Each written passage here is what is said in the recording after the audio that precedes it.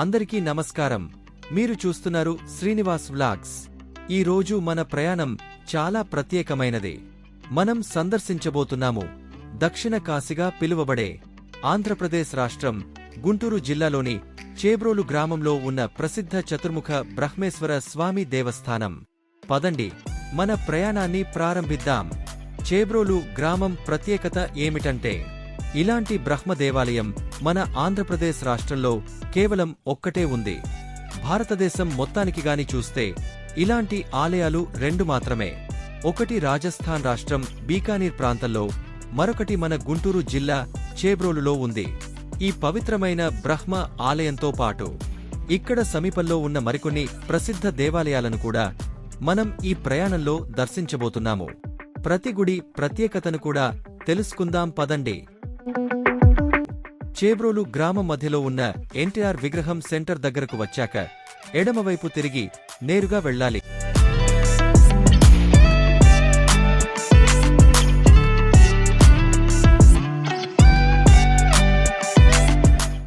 చిన్న ప్రయాణం తరువాత మన కళ్ల ముందే ప్రత్యక్షమవుతుంది ప్రసిద్ధమైన చతుర్ముఖ బ్రహ్మేశ్వర స్వామి ఆలయం.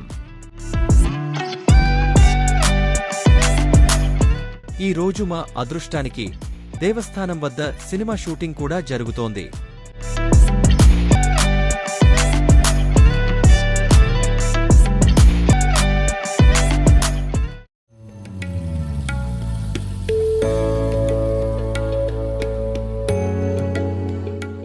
ఇది చతుర్ముఖ బ్రహ్మేశ్వర స్వామి ఆలయ ముఖద్వారం. గుంటూరు జిల్లా చేబ్రోలు గ్రామంలో ఉన్న ఈ ఆలయం 11వ శతాబ్దంలో నిర్మించబడింది. ఈ ఆలయం దక్షిణ కాశీగా ప్రసిద్ధి.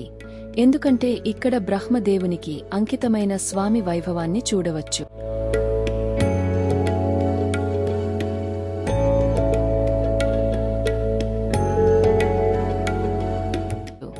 ఈ ఆలయంలోని ముఖ్యమైన ప్రత్యేకత చతుర్ముఖ బ్రహ్మేశ్వర స్వామి విగ్రహం.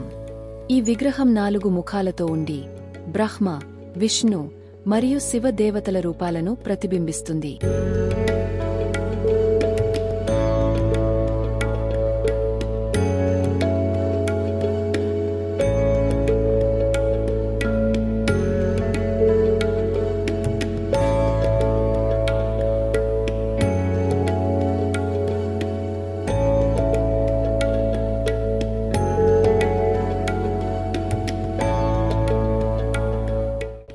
ఇక్కడి ప్రతిష్ఠి అనేక శతాబ్దాల క్రితం చోళుల కాలంలో ప్రారంభమైంది, కాని ఇది కాలక్రమేణా వివిధ వంశాల నుండి అభివృద్ధి చెందింది.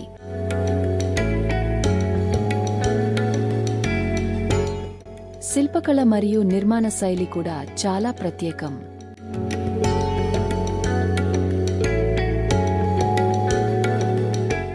ఈ ఆలయంలోని ద్రావిడ శిల్పకళ భక్తుల హృదయాలను ఆకట్టుకుంటాయి. భక్తులు ఇక్కడ సందర్శనకు వస్తే వారు తమ కోరికలు తీర్చుకోవడమే కాకుండా ఆధ్యాత్మిక శాంతిని కూడా పొందుతారు.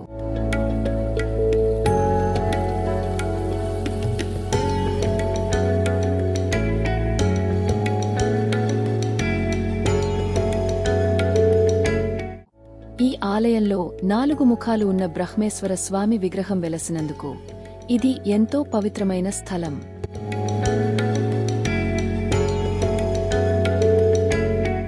చేబ్రోలు గ్రామం గుంటూరు జిల్లాలోని ఒక పురాతనమైన గ్రామం.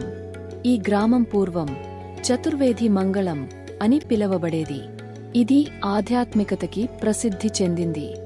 ఇక్కడ ఉన్న చతుర్ముఖ బ్రహ్మేశ్వర స్వామి ఆలయంను సుమారు 11వ శతాబ్దంలో చాళుక్య రాజులు లేదా చోళ రాజులు నిర్మించినట్లు చరిత్ర చెబుతుంది. ఇక్కడి స్థల పురాణం ప్రకారం బ్రహ్మదేవుడు పూర్వంలో బ్రహ్మ హత్య పాపం నుండి విముక్తి పొందేందుకు భూమిపై అనేక స్థలాలలో తపస్సు చేశాడు. వాటిలో చేబ్రోలు ఒకటి. ఇక్కడ తపస్సు చేసి శివుడిని ప్రసన్నపర్చాడు.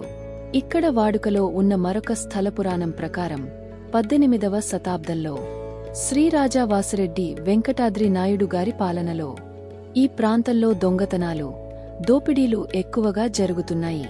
ఆయన ఆ దోపిడీ దొంగలతో ఒప్పందం కుదుర్చుకుని వారికి అన్నదానం కార్యక్రమం ఏర్పాటు చేశాడు. అయితే ఆ అన్నదానంలో విషపదార్థాలు కల్పించి వారిని సేవించి చంపినట్టు చెబుతారు. ఈ చర్య వల్ల రాజా వాసిరెడ్డిగారు మనఃశాంతి చెంది పాపపరిహారార్థం ఒక పవిత్ర కార్యానికి శ్రీకారం చుట్టారు.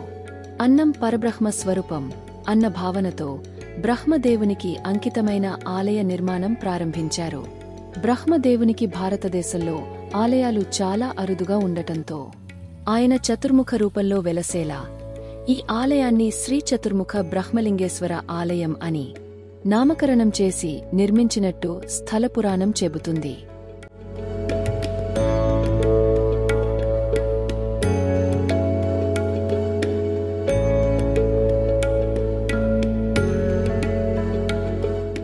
అలాగే ఇక్కడే ఉన్న శ్రీ రాజ్యలక్ష్మి అమ్మవారి ఆలయం కూడా భక్తులకు విశేష ఆధ్యాత్మిక అనుభూతిని కలిగిస్తుంది.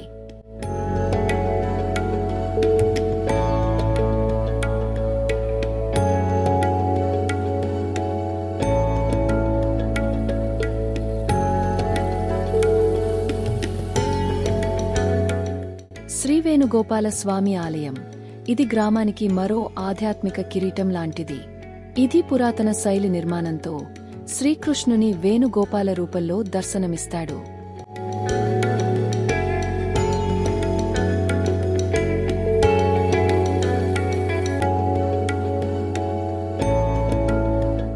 అలాగే మరొక ప్రాముఖ్యమైన ఆలయం శ్రీ చంద్రమౌళీశ్వర స్వామి ఆలయం.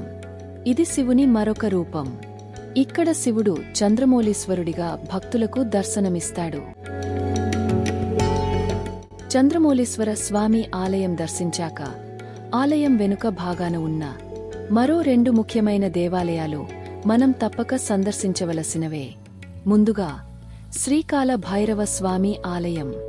ఈ ఆలయం చంద్రమౌళీశ్వర ఆలయం వెనుకవైపు ఈశాన్య దిక్కులో నిలుస్తోంది. భైరవ స్వామి శివుని ఘన రూపం, ధర్మరక్షకుడిగా భక్తుల పాలిట అపారమైన విశ్వాసానికి ప్రతీక. అదేవిధంగా కాలభైరవ ఆలయం పక్కన వైపు వాయువ్య దిశలో శ్రీ వీరభద్ర స్వామి ఆలయం వెలసి ఉంది. వీరభద్రుడు శివుడి ప్రచండ రూపం, దక్షయజ్ఞాన్ని భస్మం చేసిన పరాక్రమమూర్తి.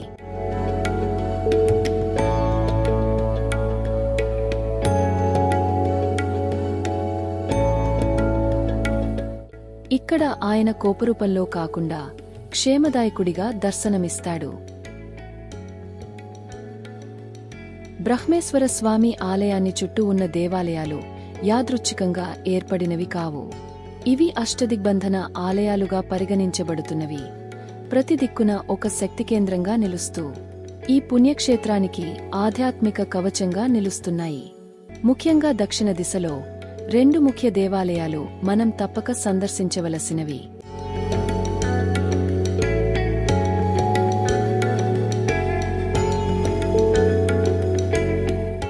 మొదటిగా శ్రీ పద్మనాభ స్వామి ఆలయం. ఇది భగవాన్ విష్ణుమూర్తిని ఆరాధించే పవిత్ర క్షేత్రం.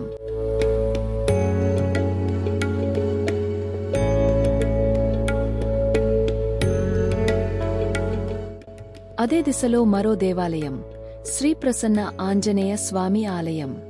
శక్తి, భక్తి, ధైర్యానికి ప్రతీకమైన హనుమంతుడు ఇక్కడ ప్రసన్నంగా దర్శనమిస్తాడు.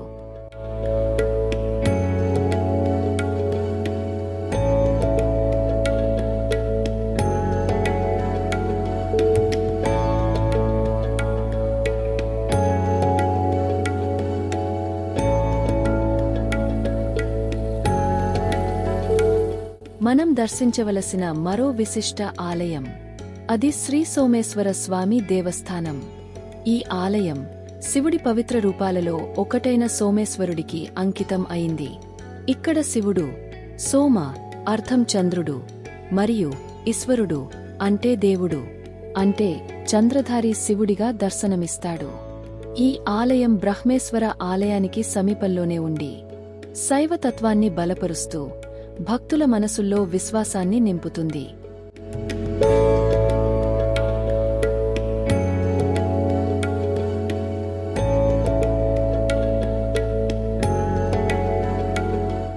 శ్రీ సోమేశ్వర స్వామి ఆలయం కేవలం శైవ క్షేత్రం మాత్రమే కాదు, ఇది చరిత్రను పంచే స్థలంగా కూడా నిలుస్తోంది. ఈ ఆలయం గురించిన సమాచారాన్ని మనకు తెలిపేది ఇక్కడ కనిపించే శిలా శాసనాలు. ఈ శాసనాల ప్రకారం ఈ దేవాలయాన్ని పశ్చిమ చాళుక్యుల కాలంలో నిర్మించినట్లు ఆధారాలు లభిస్తున్నాయి.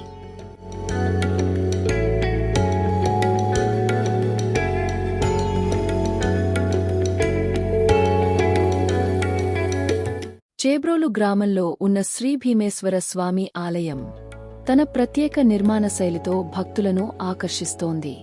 ఈ ఆలయం 2 అంతస్తులతో నిర్మించబడినది మరియు శివలింగం 2వ అంతస్తులో ప్రతిష్ఠించబడినది. ఇది దక్షిణ భారతదేశంలో అరుదైన నిర్మాణ శైలి. ఈ ఆలయాన్ని తూర్పు చాళుక్యుల రాజు చాళుక్య భీముడు 9వ శతాబ్దంలో నిర్మించినట్లు చారిత్రక ఆధారాలు సూచిస్తున్నాయి. ఆలయం యొక్క శిల్పకళ, శాసనాలు మరియు శిలా శాసనాలు చాళుక్యుల కాలానికి చెందినవిగా భావించబడుతున్నాయి. ఆసక్తికరంగా ఈ ఆలయం స్థలంలో బౌద్ధ స్తూపం యొక్క అవశేషాలు కనుగొనబడ్డాయి. ఇది ఈ ప్రాంతంలో బౌద్ధ ధర్మం ప్రభావాన్ని సూచిస్తుంది. కాలక్రమేణా ఈ స్థలం శైవ క్షేత్రంగా మారింది.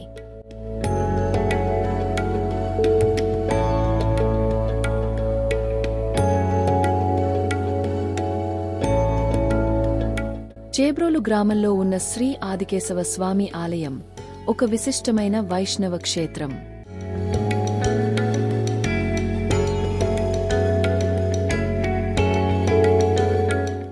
ఈ ఆలయం చోళుల కాలంలో 10వ శతాబ్దంలో నిర్మించబడినట్లు శిలాశాసనాల ద్వారా తెలుస్తోంది. ఆలయ నిర్మాణ శైలి చోళ శిల్పకళ యొక్క అద్భుత ఉదాహరణగా నిలుస్తోంది. ఆలయ ముఖద్వారానికి ఇరువైపులా నిలువుగా ఉన్న సింహాల శిల్పాలు ప్రత్యేక ఆకర్షణ. ఇవి చోళుల శిల్పకళలో సాధారణంగా కనిపించే లక్షణాలు. ఆలయం గర్భగృహం మరియు నవరంగ మండపం వంటి భాగాలతో కూడి ఉంది. ఇవి దక్షిణ భారత శిల్పకళలో సాధారణంగా కనిపించే నిర్మాణ శైలిని సూచిస్తాయి. చరిత్ర ప్రకారం ఈ ఆలయాన్ని చోళులు ప్రారంభించి తరువాత చాళుక్యులు, పల్లవులు మరియు కాకతీయులు అభివృద్ధి చేశారు. శ్రీకృష్ణదేవరాయలు కూడా ఆలయాన్ని సందర్శించి చోళులు ప్రారంభించిన నిర్మాణాన్ని పూర్తి చేసినట్లు శాసనాలలో పేర్కొనబడింది.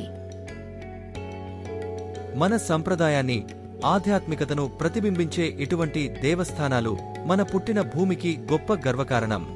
మీ అందరితో ఈ యాత్రను పంచుకోవడం నాకు చాలా ఆనందంగా ఉంది. ఈ వీడియో మీకు నచ్చితే దయచేసి లైక్ చేయండి, షేర్ చేయండి. ఇంకా ఇలాంటివే మరిన్ని వీడియోల కోసం మా ఛానల్ను సబ్స్క్రైబ్ చేయండి. మీ అభిప్రాయాలు, సూచనలు కింద కామెంట్లో తప్పకుండా చెప్పండి. మరొక అద్భుతమైన యాత్రతో మళ్ళీ మీ ముందుకు వస్తాను. ధన్యవాదాలు. ఇది మీ శ్రీనివాస్.